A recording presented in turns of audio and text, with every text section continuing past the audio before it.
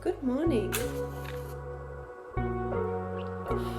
I have my tea, I lit my candle, let's get into it. A few months ago I started making my own skincare and trying to be like as low tox and non-tox as possible. And I thought that we could get ready together and I will show you, where I'm at with my routine and just kind of like chat through why I'm doing what I'm doing and, just share the love. Because it was kind of hard for me to figure out where to start with it all and it was a lot of research. So I thought maybe I'll just break down where I'm at. And then if you want to get into it, it might help you like figure out where to start, or maybe you can give me some tips. For some context, the reason that I started making my own skincare is that 1, it's fun.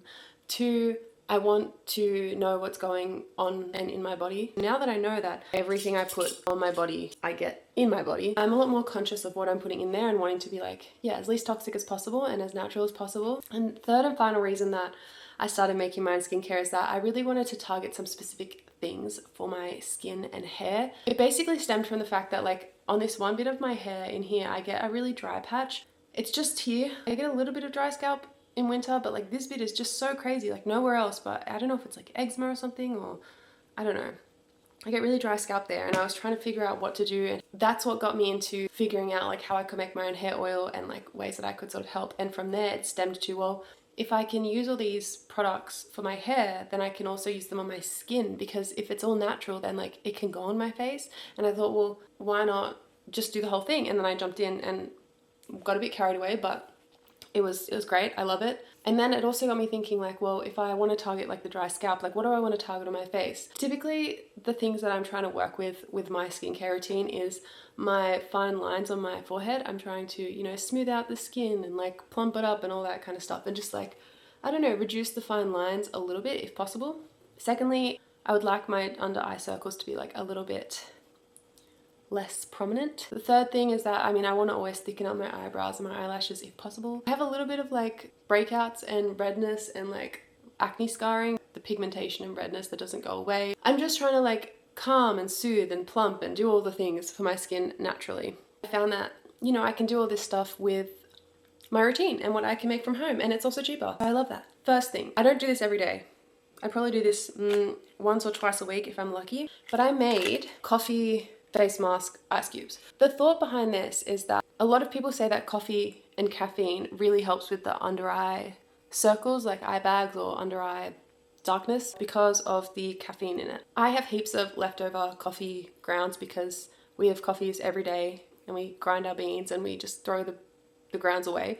And I thought, well, I could just make my own face mask. And what I saw online is that people mix the coffee grounds with a little bit of water and then a little bit of honey, because honey is like antibacterial. Honey is good, it's soothing and it kills bacteria and stuff like that. I mixed honey and coffee and a little bit of water, and then I put on my face that first day and I did a little bit of a face mask, but I had so much left over and I thought, well, I'm just going to freeze this into cubes, because a lot of people also say that using ice is really good for your skin and for the morning and for brightening up. So basically this froze in 2 layers. Usually I use the layer that has less coffee just to moisten up my skin a little bit. I'm getting coffee everywhere. And then I use the side with all the coffee in it and I just sort of dab, and it actually works really well, and then it covers my whole face in coffee grounds. And I made this batch of ice cubes. I think I made, I don't know, the whole ice cube tray worth. And it's been so long, like I still, like I have so many left because I don't even use a whole one. I throw it away after I use it once because I just think that's probably better for bacteria, or well, not having bacteria. But basically, this is what I do. I just cover my face in the coffee and I try to get like pretty up close in my under eyes, because like the whole point of this was for the brightening of my dark under eye bags. And another good thing is that like it is cold, which is really good for brightening your under eyes, and it's good for your skin. And I just think it hits a lot of birds with the one stone, you know what I mean? Essentially when I get about this much, can you see that? Then I stop, you know what I mean? It's covered, it's enough. I try not to go too close to my eyes because I don't want to like, get it in my eyes. And then I just leave it. And I leave this on my face for a couple of minutes. Usually once it starts to dry, it gets a little bit, I don't want to say itchy, but like it tingles a little bit. So then that's when I go and wash it off. The important thing here is that coffee grounds are rough. So this is brightening and it also is exfoliating. So be very gentle if you do this when you wash it off. Like you really don't want to scrub, you just want to use the water to just like, I kind of just like cup water into my face until it all falls off. And I don't rub, I don't do anything like that, because you're going to get exfoliation anyway. And again, when I'm applying it, I don't know if you saw, but when I apply it with this, I don't rub, I dab. I go dab, dab, dab, dab, dab. I don't drag, because that would be like really harsh on your skin. So dabs, you know, let the coffee sit, let it dry, and then wash it off very gently. And then I will see you back here once we've done that. So I typically always do this after I do the coffee face mask, because I do find that it does tingle a bit. I like to do something soothing directly after that. So I just have a little bit of water with some chamomile tea bags. The water was hot. It's warm now because I don't want to burn my skin. Essentially, I just take the 2 tea bags and I squeeze them out a bit so they don't drip everywhere. And I put these firstly under my eyes and I just hold them there for a bit. This is good because sometimes I get a bit of dryness on my eyelid, and I know that chamomile tea bags and chamomile can really help with that and help soothe that. Firstly, we just place and hold, and then what I like to do is I like to just, you know, take it all over my face where I've put the coffee, because I don't want to put the coffee on my eyes because it's very harsh, but the chamomile is very gentle, so I can put it like on my eyelids, underneath, and then I'll take it down to my chest. Sometimes I do the coffee on my chest, but it just gets very messy and it's hard to wash off, so typically I don't do that. So it's 11:11, everyone, make a wish. I really only do those 2 steps occasionally, 1 when I have the time, or 2 if I'm going out somewhere and I want a bit of extra like brightness. It just feels like a nice little treat, you know what I mean? And like for a face mask, it is so cheap, especially if you have chamomile tea anyway. A lot of the time I'll drink chamomile tea during the day and then I'll put it in a little container and put it in the fridge, and then the next day I use that quickly on my eyes. I also do this with green tea because green tea has caffeine, and if you don't have time for the coffee mask, you can just use the green tea bags. But in the morning, if you put them on your eyes, it's like cooling and it depuffs and it like rejuvenates, and it's great. So if you're already using tea bags, then you save money because you're double using it. And then for coffee, even if you don't have a coffee machine, I've seen people do this with instant coffee as well. It's nice, it feels luxe, and it's pretty affordable. The next thing I do is I spray my face with rose water. This is like my toner, I guess, and it's also just very hydrating. And it smells so good. I just bought a big rose water and I just put a little bit in this spray bottle I got from Kmart. Originally I bought rose water for my scalp, but it's also so good for your face. The only thing is though, you have to make sure that you get a cosmetic rose water and not a food grade rose water, because the first rose water I bought from a health food shop was actually, it had like rose flavor in it, but you really want like 100% of the Rose Hydrosol, I think that's what it's called, I don't know, I'll put it here, but you want 100% of that. The next thing I do is I open my lymphatic system before I do my facial oil, and then I go in with my Fountain of Youth face oil, which I make myself. So I wrote down all my recipes in my old journal, so I just thought I'd get that for you and tell you what is exactly in this.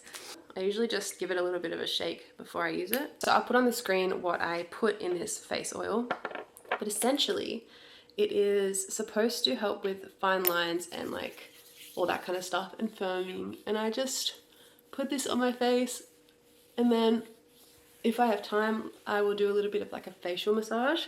So generally I start down here and I just do my neck and I drag down about 5 times, and then the other side, and then I go up here, and then I do this one, and then I do this little eye massage up here, and then here, and then here, and then I will just kind of go up over my eyebrows to sort of lift, and then I just do a little bit of forehead massaging. So I usually just kind of like go on my fingers, smooth upwards, smooth outwards, and then I also try and like massage like the edges of my forehead just a little bit to loosen up the scalp. It's pretty casual. And then I'll get ready for the day, which I guess we'll do now since this is a get ready with me. And maybe while we do that, I will chat with you about some of the stuff that didn't work. I originally made a face and scalp toner, an eye serum, and then a skin serum, which was more of like a moisturizer.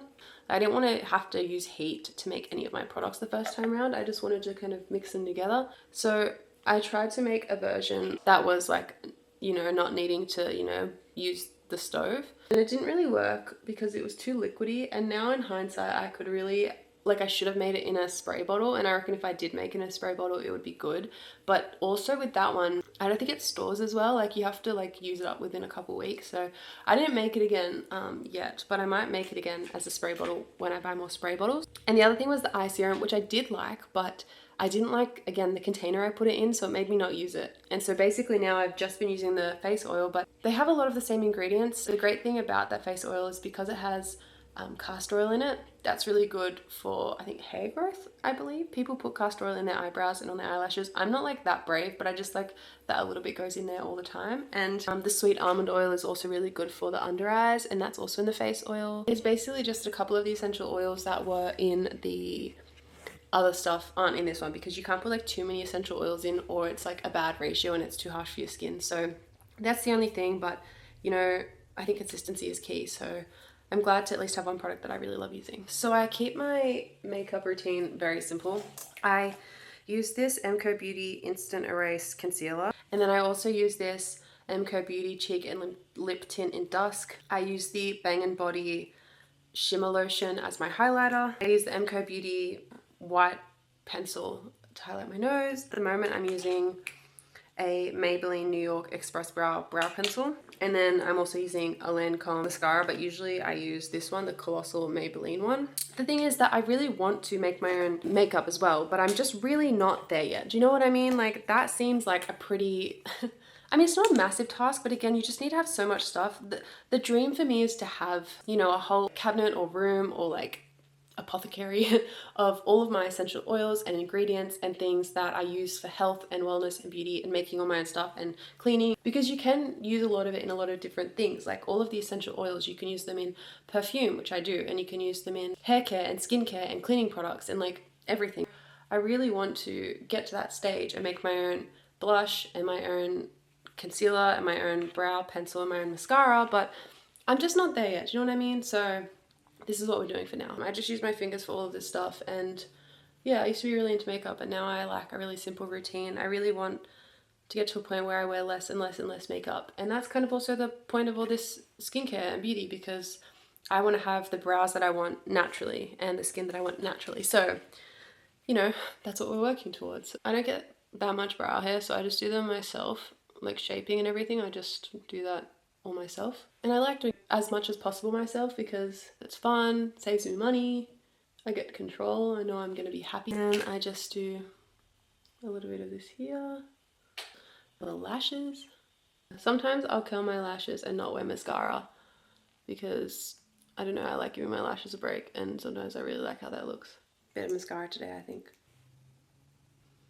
But yeah, it's pretty important to me to learn how to make my own mascara first, I think, because you put it on your eyes. Do you know what I mean? Like, I don't want to scan this on Yuka and see what toxic stuff is in here, because like, if I put it on my eyes naturally, it's going to get into my eyes every single day, which is why I don't wear it every day as well. But it's all about steps. Like, you can't, in my opinion, just jump and do everything at once. So it's on my to-do list, and I'll get there when I get there. So now that skincare and face and all that is covered, I thought we could move on to hair care, which is what sparked this whole journey for me. Like I said, I get a bit of dry scalp right in this particular region, and that's what I've been trying to address. The first thing I use on my scalp is also the rose water, so I'll just, you know, spray it directly onto my hair. Typically, when I finish my shower, I'll spray this all over my scalp and my hair while it's still wet. I also spray this on my scalp if I feel like it's really dry or it needs a bit of a refresh. A great thing about the rose water is that it's not heavy at all, so it doesn't like weigh down my hair. Because originally the first thing I made for my scalp was a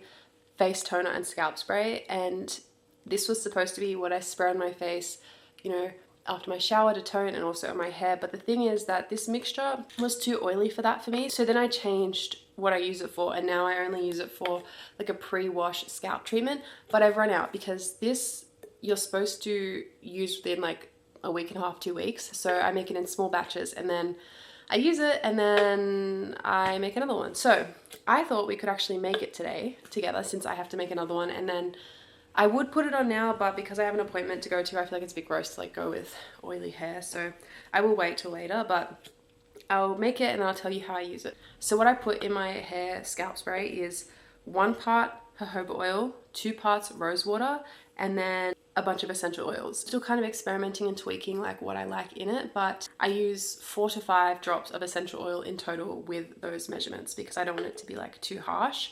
And I store this in the fridge, but if you store it in the fridge, it will, like, the oil will solidify on top. So then if I'm going to use it on my scalp, I just take it out of the fridge and then it dethaws. I shake it a lot and then I use it on my hair and then I put it back in the fridge. So let's make it, shall we? Start with 2 tablespoons of rose water. If I had a funnel, this would be a lot easier, but I don't. But it's kind of fun because it kind of makes me feel like a scientist. 2, 3, and then 1 more of this. Beautiful. Okay, 2 of these of jojoba oil.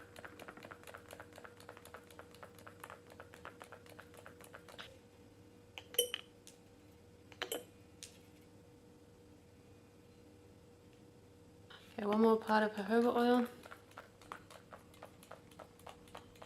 Beautiful. Well, that works so much better, just pouring it. So now we have our 1 part jojoba, 2 parts rose water, and I just add my essential oils. So yeah, 1 drop of each. Oh.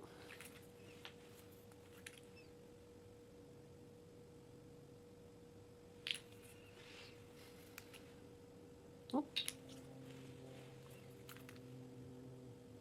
2 drops of that by accident. It's fine. Close it. That's with all the stuff, and I shake it. And when you shake it, it becomes this like yellow liquid, and then I spray that on my scalp before I shower on hair wash day, and I'll just separate it into sections and give it a liberal spritz all over my head, and then I massage it in and then I wash it out. The last thing that I do for my scalp care, other than like just like general scalp massages and stuff, is that I add some essential oils into my shampoo. So I just have a pretty basic natural-ish low-tox simple shampoo, and then I put the shampoo on my hand and then I add 1 or 2 essential oil drops, wash my hair, and then I do that twice each time. I really like that because it means I can control what I put in there. Typically I put a mix of rosemary for growth, chamomile, and then also rosehip CO2 seed oil, and those are supposed to, you know, soothe and help with all that stuff and promote hair growth and just like soothe the scalp. And then also I started washing my hair in a much cooler temperature because that also helps with scalp inflammation and dryness and all that kind of stuff. And that's pretty much my whole hair care routine. It's pretty simple, but I do like how I can have control over it. The last thing I want to talk about is body care and that kind of thing, just in general. I bought a dry brush, which I use. I haven't been using it recently because my routine changed, but I do really like the lymphatic drainage of this. I use this before I shower, ideally every day. At the moment, not every day, but yeah. And lastly, I actually made my own perfume. I will put, like, again, what I have in it on the screen somewhere. It smells so good. It's an oil-based perfume. You can do alcohol-based perfumes, but I thought, well, since I already have all the oils, I may as well do an oil-based perfume, and then it's like moisturizing as well. So this is based in jojoba oil, but I really wanted a vanilla-based scent. And what I learned when I was doing all of this like natural skincare research is that you can't really buy vanilla essential oil. Like it's not really a thing. Like I don't really understand, but like they can't derive like an essential oil from vanilla. So you can only buy like vanilla scented things. This is like a very high quality, already infused vanilla flavor jojoba oil, and this smells so good. So I put this plus regular jojoba oil because I don't want it to be too vanilla-y, but next time I might change the recipe. But like this is my base scent, and then I add all my different like mid notes and top notes and all that kind of stuff to make a really nice oil. I actually really like this. It almost smells to me a little bit like sherbety. Basically I just, you know, get some of this, put on my wrists, and then kind of like put it behind my ears, or like on my neck if I want, or on my arms. And because it is all essential oils and like jojoba oil, it's really good for you. And not only does it smell really good, but it's also hydrating. Do you know what I mean? So I can put it on my chest, and then my chest is getting like an extra boost of hydration and essential oils, which is amazing. I did want to talk about a few final little things before I wrap up this video. Firstly, I want to talk about how I figured out all of this stuff and like how I knew what to put in. And what I did is I used Copilot, which is like Microsoft's AI tool, like ChatGPT essentially. Okay, my camera died, but I charged it for a little bit, so hopefully she lasts to the end of this video. I'm not sure where I ended before the camera died, but Essentially, I use Copilot, or you can use ChatGPT, whatever you like, to find what I wanted ingredients wise, the recipes I wanted to use, how long things would last, and all that kind of stuff, and also help me sort through like the best options of what I should get that could tackle the most different things with the least amount of products, if that makes sense. So that was really helpful. A few tips with Copilot or ChatGPT, whatever AI that you're using, after you get the information, you can ask it to put it in a table for you.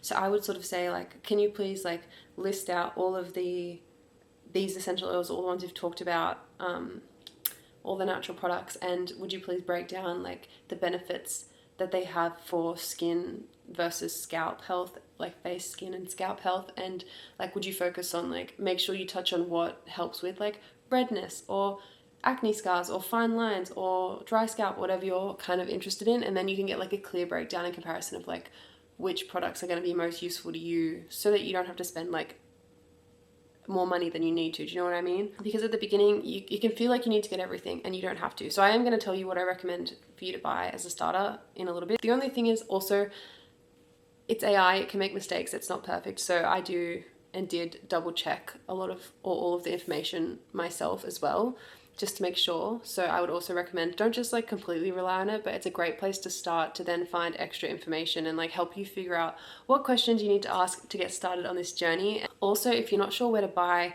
the products, you can ask AI to tell you in your country, presumably you're from Australia, but also I have no idea where to buy them from, because I'm going to tell you where I bought the stuff that I bought. I'll leave the details below as well, but if you're not in Australia, you can ask AI to help you find like what you're looking for. Do you know what I mean? And I like to buy as much stuff from one place as possible because it's just simpler. Copilot really helped me with that. So I bought a bunch of oils, but I'm going to tell you the ones that I think that if you're going to start this, like basically everything I think you need from what I bought and what I use a lot and what I don't use a lot. If you're going to make a perfume, you might want to add some extra scents in here. So like a lot of the extra ones I got were just for perfume. So there's so many choices. You could add orange, jasmine, like whatever you want. But for skincare and hair care, I would start with jojoba oil, castor oil, and sweet almond oil. I would get those three as the base for all your products. And then I would get rosewater. And then I would get frankincense oil, tea tree oil, lavender oil, rosemary oil, and rose hip seed CO2. And those would be the ones I would get to start. They're what I use the most, and they are so good. It is kind of expensive up front, but it also does last a really long time. In the future, I do want to make like body butters, cleaning products, makeup.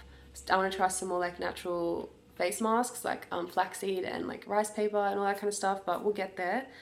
There's some things that I won't make at this stage: shampoo, fake tan, deodorant. I think all those things, like I've found some really good low tox natural products that I can just buy, and for me that just makes more sense. So I can make a whole video on like the low tox things that I buy that I love, if you want, you know, like, because sometimes it can be hard to source. So if anybody wants that, let me know in the comments. I might make it anyway, but we'll see. Thank you for getting ready with me and hanging out and chatting all natural homemade skincare. I hope this really helps if you are interested in jumping on the bandwagon, and if you have any questions, leave them in the comments and I'll try and get back to you as best I can. Thanks for watching. Bye.